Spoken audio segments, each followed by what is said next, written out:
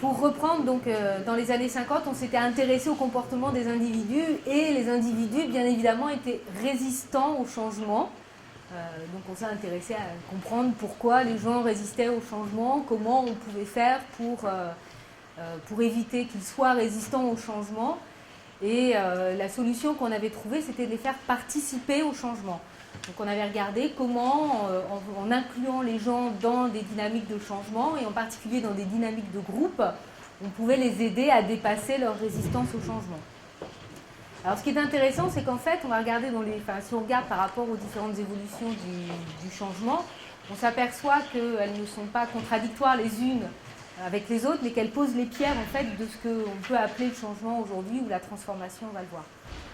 Donc de cette approche plus ou moins sociologique, on retiendra effectivement l'importance de faire participer les gens pour éviter d'avoir des comportements de résistance, donc de les faire devenir acteurs du changement qui sera reprise plus tard dans d'autres types de recherches. Après, on s'est intéressé à ce qu'on appelle la posture instrumentale. On s'est rendu compte qu'à l'intérieur des entreprises, il existait des leviers qu'on pouvait mobiliser et qui facilitaient le changement. Donc il y avait des formes d'organisation, par exemple, qui changeaient plus facilement que d'autres. Je ne vous cache pas que la bureaucratie, par exemple, est une forme d'organisation qui a du mal effectivement à évoluer. Et on parlait des organisations en projet qui, effectivement, étaient des organisations qui évoluaient plus facilement ou qui changeaient plus facilement que les bureaucraties. Donc ce qui est intéressant, c'est qu'on voit qu'il y a des contextes organisationnels, et tu en as parlé Thierry, effectivement, qui sont favorables au changement, alors qu'il y en a d'autres qui ne sont pas favorables au changement. Troisième mouvement qui est apparu dans les années 90, c'est l'approche managériale. Et là, on s'est rendu compte que pour conduire le changement à l'intérieur d'une entreprise, le rôle du manager, et en particulier du manager intermédiaire, donc de l'interface entre la direction qui va penser le changement et les opérationnels qui vont devoir le mettre en œuvre, est un rouage essentiel de la conduite et du pilotage de changement. Donc on s'est dit, tiens, on va regarder comment aider ces managers à accompagner leurs collaborateurs dans le changement, et deux, faire en sorte que le changement puisse se mettre en place dans leur service, tout en sachant qu'ils ont à gérer le changement et l'activité courante. Et donc là, on a regardé quels outils on pouvait donner aux managers et comment les managers aussi devaient évoluer dans leur posture pour pouvoir accompagner leurs collaborateurs. Puisque si le manager ne change pas, c'est très compliqué de faire évoluer effectivement ses collaborateurs en même temps. Donc là, on revient sur l'idée d'un manager intermédiaire, donc de l'interface entre la direction et les opérationnels, comme un élément central effectivement du mouvement des organisations. Dans les années 2000, on s'aperçoit que finalement, le changement, ce n'est pas un moment à part, ce n'est pas le passage d'un état A à un état B qui est stable, mais c'est un état permanent de la vie des organisations et des entreprises, et qu'en fait, les entreprises changent en permanence. Et qu'il faut conduire, alors on ne parle plus de changement, effectivement on va parler de transformation, et qu'il faut conduire cette transformation et amener effectivement les outils qui permettent en interne de faire face à ce changement permanent. Et donc là on commence à réfléchir sur comment on peut développer en interne ses propres capacités à changer et à faire évoluer l'entreprise. Et donc là, on retrouve effectivement les 4 idées qu'on reprend dans le 5e paradigme, qui est celui de l'apprenance, qui sont en fait la participation des individus, le fait qu'on est dans un mouvement permanent et dans une transformation permanente et qu'il va falloir piloter, que ce pilotage ne peut plus se faire en externe par des cabinets d'accompagnement, mais doit se faire aussi en interne en s'appuyant sur les individus. Et le rôle central aussi de la posture du manager à l'intérieur de cette évolution, de cette transformation des organisations. Tu as parlé de métamorphose, alors effectivement, on parle beaucoup, nous, dans nos recherches sur le changement, de métamorphose des entreprises. Et donc le cinquième paradigme qui commence à émerger, alors qui a émergé avec le mouvement Sol, mais qui commence vraiment à prendre de l'ampleur aujourd'hui, c'est ce qu'on appelle le paradigme expérientiel. Et l'idée qu'en fait, c'est tous les individus à l'intérieur d'une entreprise qui doivent prendre part à cette transformation de l'entreprise et donc prendre part à ce mouvement permanent en expérimentant effectivement de nouvelles façons de faire, de nouvelles façons d'agir, etc.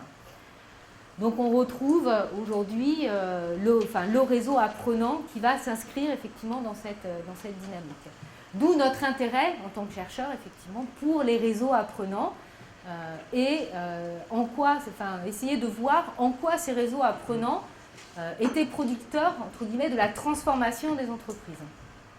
Donc on a décidé, on a vu 3 réseaux et une démarche qui n'est pas forcément réseau apprenant, mais qui est une démarche managériale innovante demain Haute-Normandie. Donc on a étudié le réseau achat avec Brigitte, le réseau Saint-Lazare Management et LAJ et le réseau RH. Et on a regardé en quoi ces différents réseaux faisaient évoluer à la fois les individus, donc les mettaient dans une dynamique de changement, et en quoi ils étaient producteurs de changement à l'intérieur de l'entreprise. Et on a essayé de réfléchir aussi sur l'avenir de ces réseaux, comment on pouvait envisager l'avenir de ces réseaux à l'intérieur de la SNCF. Alors je ne vais peut-être pas revenir, parce que je n'ai pas beaucoup de temps, donc je ne vais peut-être pas revenir sur ce que j'ai observé, mais plutôt l'analyse que moi j'en fais en tant que chercheur. Alors, ce que j'ai trouvé en interrogeant les gens, alors j'ai pas fait que interroger, j'ai pas fait que des entretiens, j'ai participé à des plateformes, j'ai même animé certaines plateformes.